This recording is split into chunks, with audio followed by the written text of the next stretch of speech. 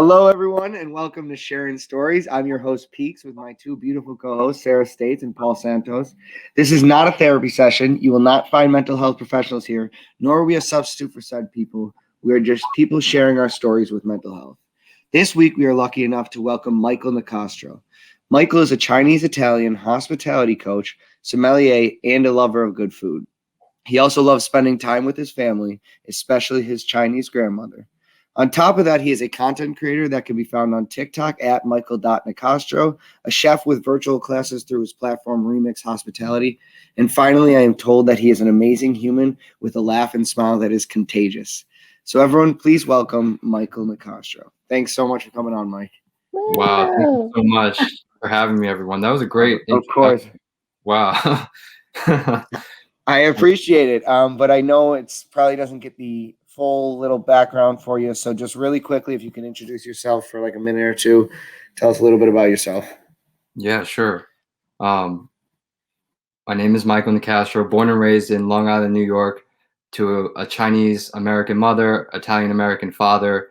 Always grew up kind of in the middle of both cultures, really trying to find my way. I think we all try to find our way when we were younger, and for me, it was a big deal, like trying to navigate between my Italian and Chinese family. Um, I've spent some time in an advertising agency because I wanted to make my parents happy. So corporate job, woohoo. But then later on in my life, I pivoted to restaurants, which is where I met Sarah. And I spent the last 5, 6 years there really doing what I love, doing what I'm passionate about. Um, but there's always two sides of the story, and there are ups and downs with anything. But ultimately, I'm happy. And as we know, the pandemic has brought about a lot of changes in everyone's life. Ultimately, for me speaking, my family and friends are all okay. So really, I can't complain about anything. But I've recently pivoted from working in a restaurant to doing content creation on various social media platforms, doing virtual cooking classes, and selling cinnamon buns. But my main objective, I realize, is to bring people together with food and culture. I just want to share stories and bring people together. And I don't want there to be like barriers between us. So I want to try to use food to bring us closer together. In my opinion, there's really no better way to do it. I feel like food and culture oftentimes bring like hand in hand too, because the way people eat, the style, the food that they have, different spices, like everything is so centralized to their location that it just makes it so you can learn while you're also having a good time. And I think that's a fantastic way to go about it. But Michael, I am so excited to kind of hear a lot more about you. And from this point on, we're just going to let you go into your story, however you want to tell it. So take it away. Cool. So I guess I'll go back to my childhood. So growing up in Long Island, New York, I was raised in a predominantly Caucasian neighborhood. I like to say it's an Italian American community. My father's Italian. He was born in Sicily, came over here when he was 6 years old. And our town in New York has only pizzerias and barbershops. And all my friends, all their names ended in vowels. Everyone's name, like the baseball team, like all Italian kids. Like my friends, all Italian kids. They all had like, anyway. So growing up, I feel like maybe not just for myself, but I felt like I was in kind of a bubble where I only saw, everything around me, and that was primarily like Italian American. So when I was younger, I tried to fit in and be part of this group or this club, like basically everyone around me, because when you're younger, you just want to fit in. But I felt kind of conflicted because I don't look like your typical Italian American necessarily. To some, they'd say like I look a little bit different. And especially when I was younger, I was a little bit on the heavier side. And I, I was a little bit on the heavier side, and maybe I was just a little self-conscious just in general about myself. So I remember going to school, there was no Asian people there, and not really being able to fit in because, interestingly enough, all my classmates thought of me as like the Chinese kid when my name was an Italian name um, all my friends were Italian, but I was still that Chinese kid. But then when I would go home, I was predominantly raised by my Chinese grandmother, who I'm cooking with right now on YouTube. Got to check that out. That's wholesome cooking. So she raised me, and it was just very conflicting. Like being home with my grandmother, her trying to make like legit Chinese food for me, talk to me in Chinese, and then me going to school being viewed as this Chinese person. Um, but I secretly always wanted to fit in and be like that cool Italian kid. So I was kind of like, I was like, basically, who am I? You know, the typical story. I know we all have something like that. Also, I think my childhood really set the groundwork for like who I am now, and I'm still learning. But I also had a speech impediment, and in second grade, I was labeled as mentally disabled because I couldn't read properly. I couldn't read or write, and I couldn't say like for example, th sound. I couldn't say it. I'd be like tree. Now I could say three. So I had a lot of difficulty reading, writing, and I was put in, it's called resource room or special education with just a select teacher. I was in resource room all through elementary school. Um, but there I met one teacher, no, two teachers actually, Miss Traeger and Miss Iverson, that really instilled in me confidence. You know, they told me that it's okay to be different and I don't have to be like everybody else. And that just because they're teaching people how to learn this way, it's okay if I learn another way. They also taught me how to highlight my strengths and think about what I'm good at. So even though I was, you know, I couldn't read, I couldn't write, I was a little heavy set and I was confused at who I was, when I was younger, I feel like I was a lot more mature than most of my classmates. Like I would think about things in a different way. I would think about things on a deeper level. And the teachers actually called that out. And at the time, I didn't really know what I was talking about, but my mom told me, you know, she kind of like made sense of what they were saying a lot of the times. So, but long story short, those teachers really gave me the confidence to propel me to finish elementary school. But what was weird about my elementary school was English was my first language, um, and I was like in this speech or secondary education special room. So I was like, what the heck? And I was never really in the normal class with the other students. Like each day for me would be like 3 hours in this resource room and then spend the remainder of the time in the normal class. So I feel like I didn't learn all like the how to tell time and simple math with everybody else. Like I kind of learned it later on just because like I was like, crap, I need to learn this now. Like what am I missing out? Um, but I think elementary school was just a lot of learning, a lot of trying to fit in, a lot of trying to it just felt like confusing. I'm sure everyone could relate. Like also with my identity, like back to my Chinese grandmother, I remember she used to make lunch for me sometimes. And I remember one time she made some type of rice dish and I brought it to school. I opened it up and I don't even think anyone really called me out on it, like it being disgusting or smelly. Like no one said anything, but it was just myself. Like I was just afraid to open it, to be different at the time. I must have been like 10 years old. I was all afraid. So it's not like anyone made fun of me. I think I was just afraid to be different at the time. So what I did was I would just like throw the food in the garbage and then I would get chips and cookies and eat that for lunch. That's probably why I was heavy. Um, but then word got out that I wasn't eating my lunch. You know, school's doing a good job. They're saying I'm not eating lunch. Good job, school. So they told my parents, and then they started making me like ham sandwiches and cheese sandwiches. But me being a little entitled person, I didn't really want to eat that either. Like I preferred to eat the rice dish, but you know, I couldn't have it both ways. So I would throw that out too, and I would eat chips and cookies again. So I'm not saying that's the the best way. Like, you shouldn't waste food, you shouldn't throw out your food, but that's what I did, and I'm not proud of it. But I think I wish I was a little bit more comfortable in who I was when I was younger. So that was, I keep going. That was elementary school. When I got to high school, I think I had somewhat of a growth spurt. I went from a little bit heavy set to the same height that I am right now, or I should say middle school. So I went from like short for something chubby to like 5'7" when I was 12 years old. And then, my confidence was like inflated. I played all sports. I played football, baseball, wrestling. I played basketball for a little bit. I was the guy who jumped for the ball, like they have to like jump the ball. Like, I was that tall person only for one season.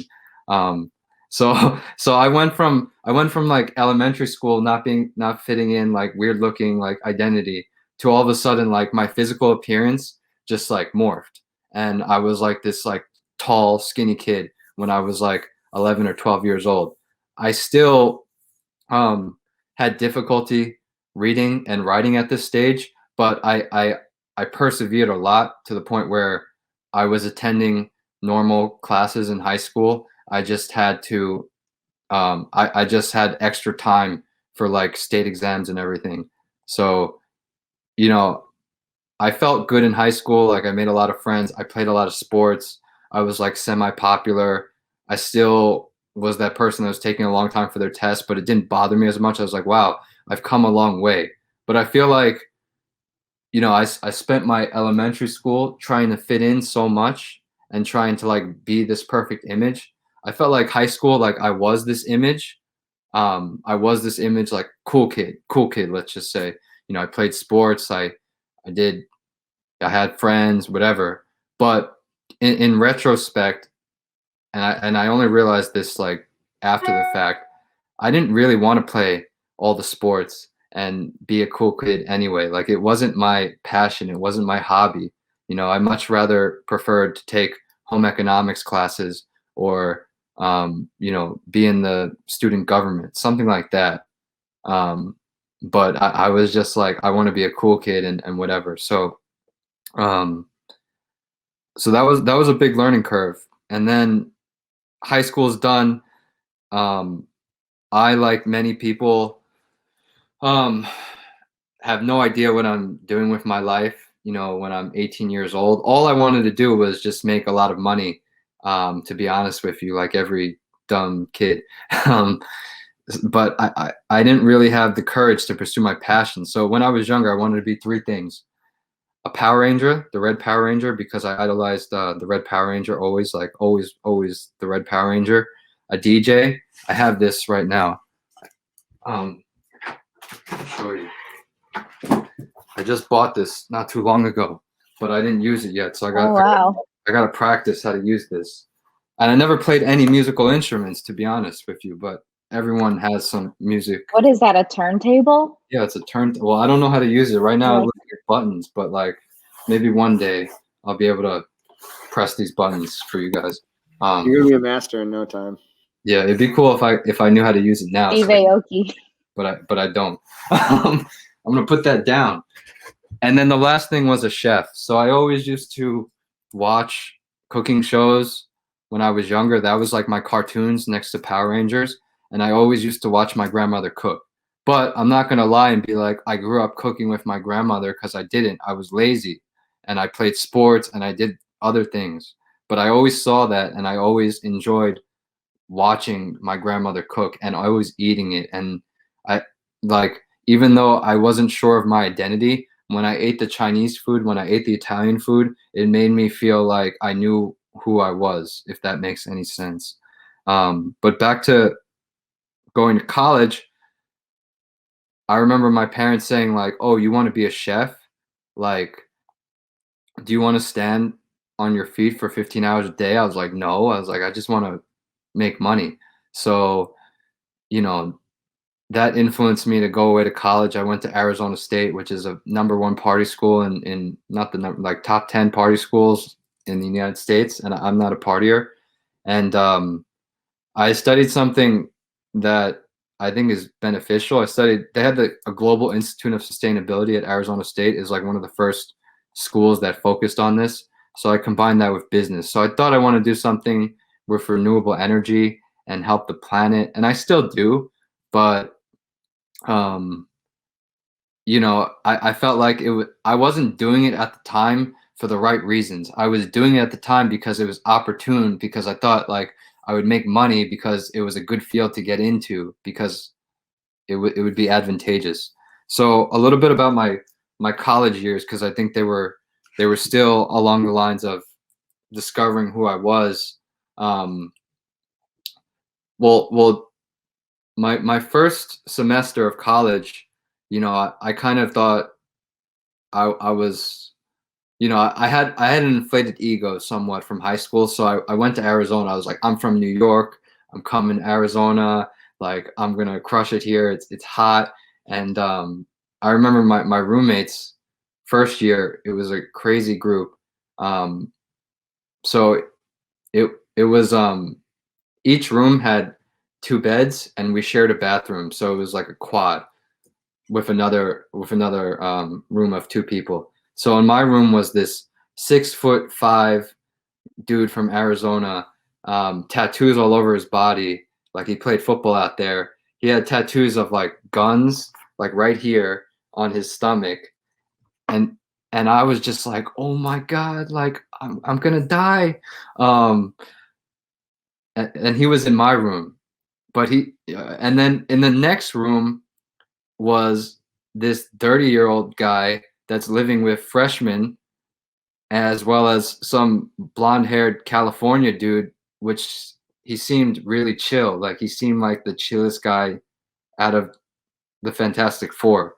Um, so that was a weird first year, but it turns out my roommate, the tall guy with the tattoos, he was actually a great human, and he wasn't crazy like I thought. Turns out the California guy was a drug dealer, and we would have some freaky people coming into our room a lot. Um, and I was like, what is this? But my roommate would he would protect me. So he'd be like, keep it down in there, keep it down. They're like, yes, yes, save me. But it was weird. So I didn't really spend a lot of time in my room because there would be some weird people coming in and out to do whatever. And I remember one night I was in the library or something. I come back to my room and I try to use the bathroom because it's shared. I open the bathroom door and there's this like guy on the floor. He's just like passed out. And I was like, hey, Steve, let's call him Steve. Like, what happened to this guy? Like, what's going on? He's like, oh, it's his first time on acid or something. I was like, oh my, college was like, I was very, I was trying to just be successful in college. And since elementary school, when like I wasn't labeled as smart or intelligent in college, I really wanted to like prove to myself that I could achieve like a high academic standing. So um, the first semester I actually got a 4.0 GPA, and that's from someone that like can't read or write. So I was pretty proud of myself, but also I didn't actually have like that big college experience where like I'm going to party all the time. Like I really was just like studying all the time, and yeah, not really staying at my apartment or dorm, whatever, because I just wanted to like prove to myself. So I didn't really take part in so many social activities. All I would do is like eat, sleep, and study because I was like, um, I need to prove to myself. With that said, like my second year of college, I lived in an international dormitory, so I met people from all over the world, and that was an eye-opening experience. My first semester, I had a Korean roommate. Second semester, I had a Chinese roommate, and in that dormitory, there was mostly just exchange students. So on a daily basis, I would meet so many different people. So that really opened up my eyes to the world. And even though I was still weird and just like in my little bubble, like going to the library all the time, because I still had that like fixated in my mind, at least I had some exposure um, with people and different people that I've never seen before. And a big you know like confusing moment for me was I met some Chinese people and they never really viewed me as Chinese. These people from China. They were like, "Oh, we don't see you as Chinese. We see you as Western." And for someone that throughout my elementary and high school being labeled as that Chinese kid in my little Italian American community, it was just um, like, why not? Um, like I was just like, why? And I couldn't really understand at the time. Um, but I'm glad I had that experience. So then, yeah, during college, aside from my studying, I had the opportunity to visit Italy, visit China, and those two experiences really opened my eyes to, I guess, my family, my culture, my ethnicity. So that was a real turning point in my view of myself, um, which like, yeah, I'm super grateful for because not a lot of people get to do that, especially when they're in college. So I'm very lucky for that. Um, so it led to, I guess, graduating college. I graduated a semester early because all I did was study abroad and study. So I graduated in 3.5 years. Um, Wanted to come back to New York. Didn't know what I was doing with my life. So funny story, actually not funny, but true story. Um, During my college years, I was dating an exchange student actually, and she was from China. Um, and it was a whole long story, but I ended up visiting China while we were dating and stuff. And she was a little bit older than me, and I was a little immature, but um, she was working for this advertising agency in Hong Kong while I was still in school. I had like another year to finish. So then when I finally finished school and we had broken up at the time, I wanted to move back to New York, and I applied to the same company that she was working for in New York by emailing the CEO of the New York office. I was like, "Hey, uh, I heard about your company from my friend in Hong Kong, and I would just like to learn more about it." And it's not like I wanted to do advertising, like I didn't. I just like I couldn't find a sustainability opportunity, and I was just going all over the place. So it turns out I actually got the job, um, and was working in advertising like right after college. I think I was 21 years old. I did it for 2 years, and that was my first corporate job. And I was really excited. My family was happy for me. I was like, wow, I've come a long way. Like I got to dress up to go to work, sit in the office, and I had a cubicle and everything. I was like really happy. Um, but that didn't last. I mean, I think that job was great in that there were a lot of other, I guess, fresh graduates or young people that I was working with that made it more enjoyable. But at the same time, I just think the quality of work. So that was fun. It's okay. We literally had this problem the other day and it was all my fault twice. Okay. Sorry. So yeah, that won't happen again. But I think I was talking about my job at the advertising company. Yeah. You said it didn't last. Yeah, it didn't last. Because I looked at my manager at the time and I put myself in her place. I was like, do I really want to be doing what she's doing when I get to her like level of status? And the answer was no. Aside from like the happy hours with my colleagues and the free lunches, that's all I look forward to. So after a year and a half of the job, I had never worked in a restaurant before. So I was like, I need to work in a restaurant because it's like I started getting like uh like I was like, I don't like my job. Like I need to what I like. So that's food and bringing people together and like restaurant. So I ended up getting a job on the weekend at Chipotle while I was working in advertising.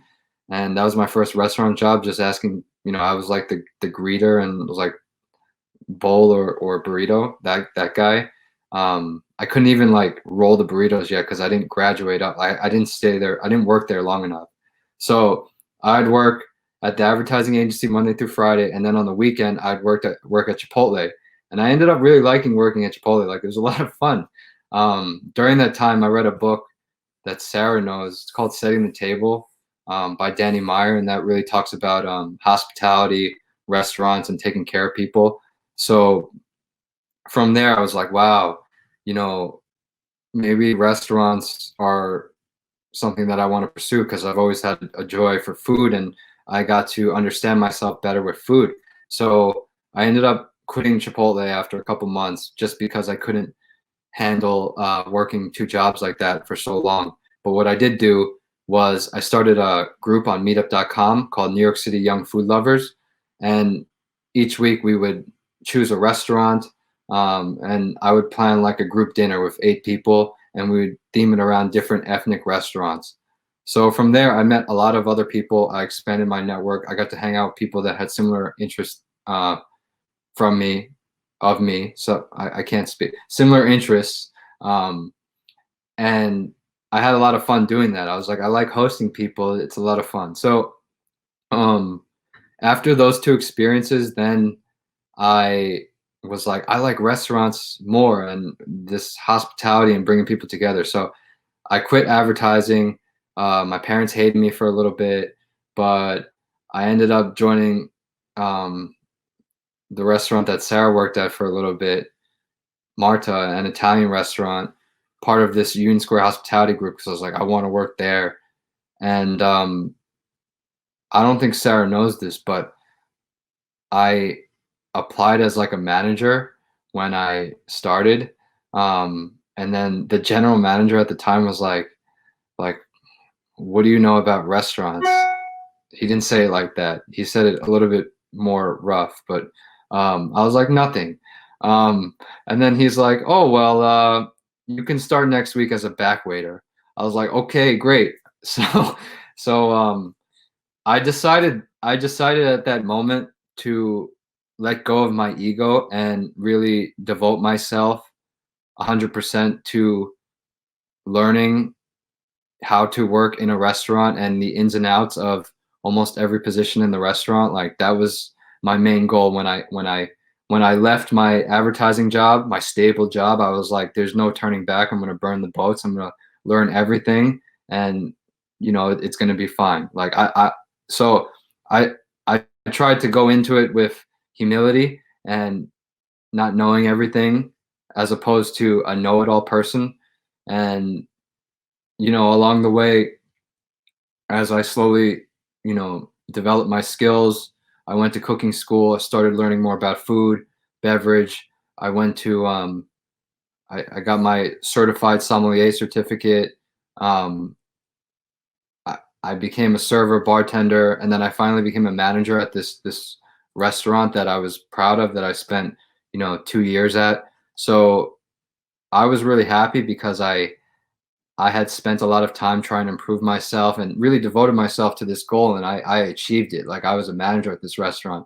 But if I look back, I didn't have a life outside of the restaurant. It was mainly just my colleagues. We would talk about the job 24/7. I didn't have time to spend with friends outside of the restaurant and spend with my family. So while I was a manager at this restaurant, I began to feel a little bit like like, is this all really what I wanted? So and I was working a lot. I wasn't doing it for the money, but I was just like, is this really like that fulfilling? To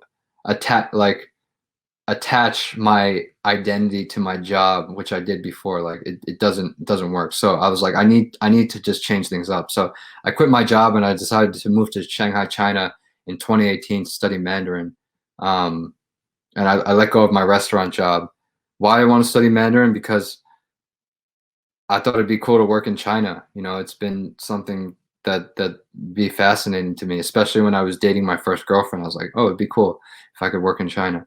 Um, so I studied at a language university in Shanghai for 1 year, and it was great because I was in the class and we were all learning Chinese, and they were all like international students, and a lot of the students all had like Chinese ancestry, but they were from like Indonesia, Thailand, Japan, or Europe. So we were all like displaced or like confused identity wise people all learning Chinese. So I was like, wow, this is a great group. Like we all kind of get being like different in terms of like where we grew up. I was like, wow, this is great. But anyway, I learned Mandarin there. I tried to find a job in Shanghai, China. Didn't really work out, but it was a great experience. It changed my life.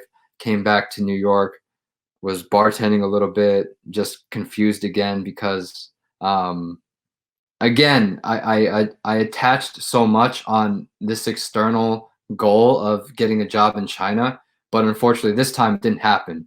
So when I came back to New York, I was like, damn, like what am I doing? I'm starting at the bottom again. And then the pandemic happened, which you know, big changes for everyone. I I was upset, everyone was upset, but ultimately I didn't have a lot of like ultimately my situation was fine, and I've been home with my family a lot. I feel like my family and I have gotten a lot closer. Of course, there's rough days, but I really feel like I've had time to get to know myself better, get to know my family better, and understand what really makes me happy. And it's leading me to right now. So my goal in the projects that I'm doing with the virtual cooking classes and the content is just to bring people together, usually, but not always, around food and beverage and culture. And I just want to share these stories and bring people together. So that's all I want to do. And I stopped kind of having these like dead set goals of like I must do this. Now I'm kind of more flexible. I was just like I have this core principle and I'm gonna just adapt and adjust with the changing times. So that's my story. Yeah, that's my story. Thank you so much, Michael. Really appreciate it. That was fantastic. A lot of information. I am going to jump it back to like right at the beginning with my first question. Um, and I just kind of want to like in second grade, you said you were diagnosed with a mental disability. In second grade, you're also told this, right? I was told this. I was told this from my mother. Yes. So I was And told this, and it was known, and they were going to put me in like the ESL class, um, but instead I had this resource room as well as supplementary tutoring after school. so I like main thing I'd love to know is just because I teach kids and second graders too that also have mental disabilities labeled down for them, and I'm wondering what kind of long term effects you think knowing this information at that age could have on a kid, positive or negative. Because I see that like in college it was motivational for you, whereas other times it may not have been. Yeah, that's a good point. And when I was younger, I didn't really understand the nuances of exactly just that. It was more so I just wasn't in the class with everybody else. That was the most you know, the reason why I was confused. I didn't really know that I was like learning disabled, to be honest with you. It was just like, why can't I be in their class? Um, I don't know. I feel like the school system is good, but a lot of times, society, this is just my opinion. Um, I feel like tends to put labels or, associations on certain people, which might not be true. Because I believe that things are not always black and white.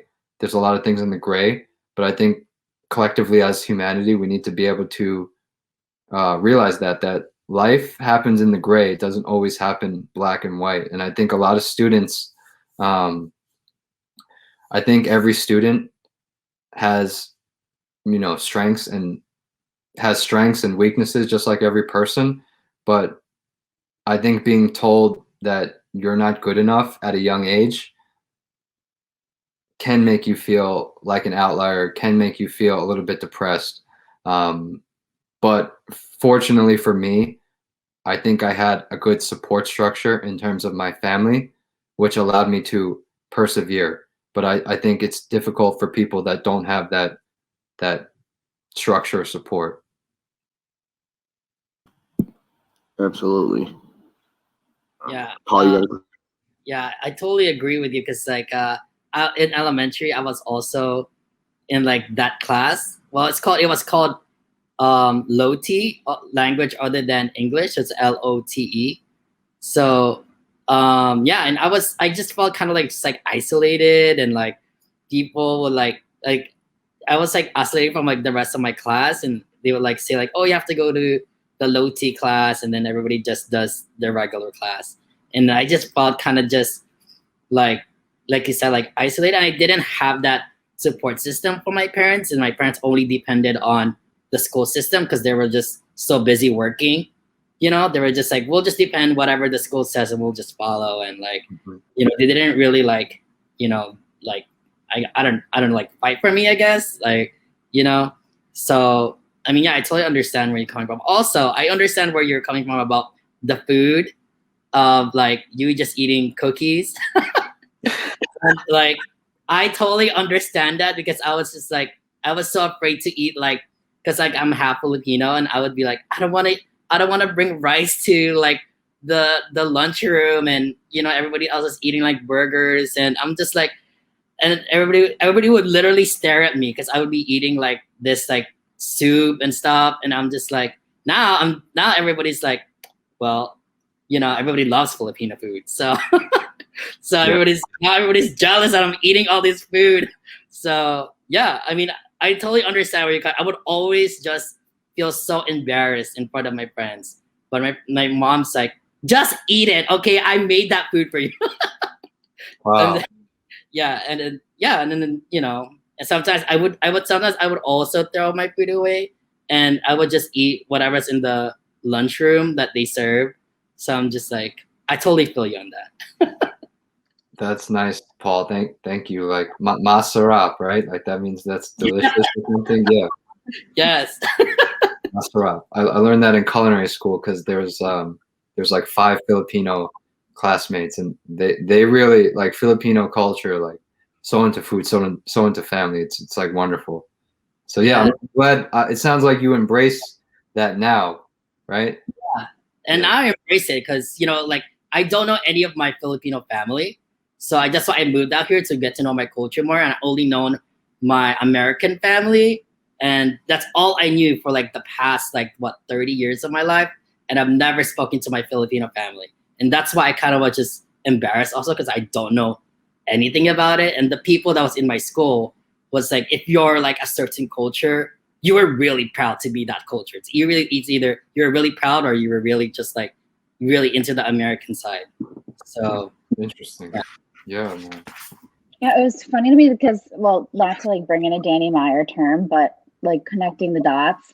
Like here, Michael, like when you said how you come from this like sort of like mixed heritage or ethnicity, but your last name, Nicastro, like without looking at you, you'd automatically think a certain thing. And like, I mean, I was adopted, so it's a little bit different. Like I'm full Korean, but my last name is States. So like, you know, I always feel like that's such a strange, like almost surprising to people sometimes when they finally put a face to the name, they're like, oh shit, like, wow, she doesn't look like a States or something like that. Not to mention like my parents, like there's a lot of Italian there too. So we kind of like, I don't know. We never talked about that, but I just thought that was interesting. And another thing that I just want to say is like, it sounds like you've really flourished in like risk taking. Like, I don't know if you would call it risk taking, but every time you like go and take a risk, like you find something new that you love, or like you get that much closer to like finding that thing that is ultimately going to be like you. Like I think like throughout your story there seems to be a connection of bringing people together, like whether that be like the group in New York City where you would like organize the dinners for 8 people, or like now you said like remix hospitality or these cooking classes, like your goal is to bring people together. And that seems like that's like your why, like what you really like live for, like what you really ultimately want to do. And I think you got there through all of these like risk-taking experiments where you're like, let me go to China and see if that works out. Like all these different things led you to like now.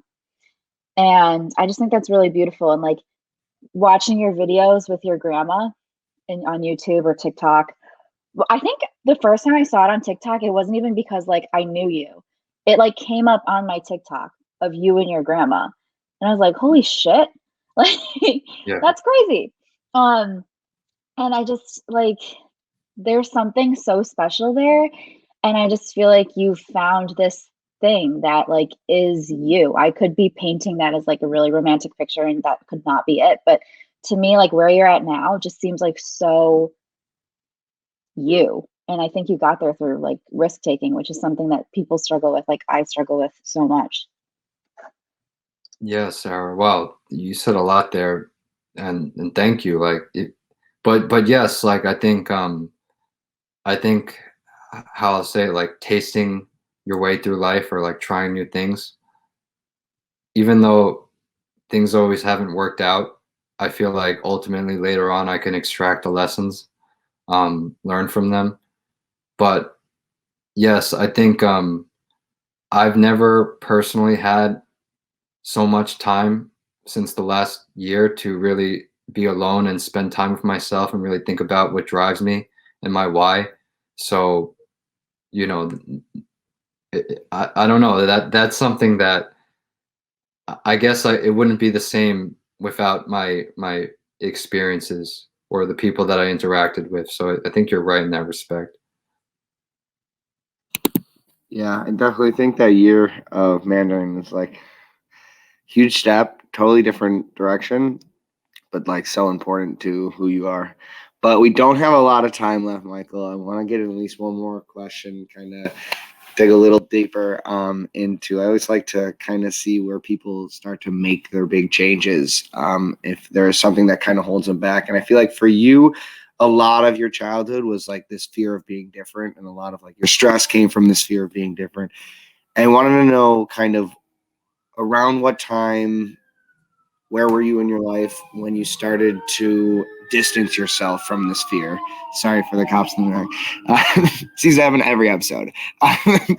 And they did. What time did you distance yourself from this fear of being different and kind of embrace yourself?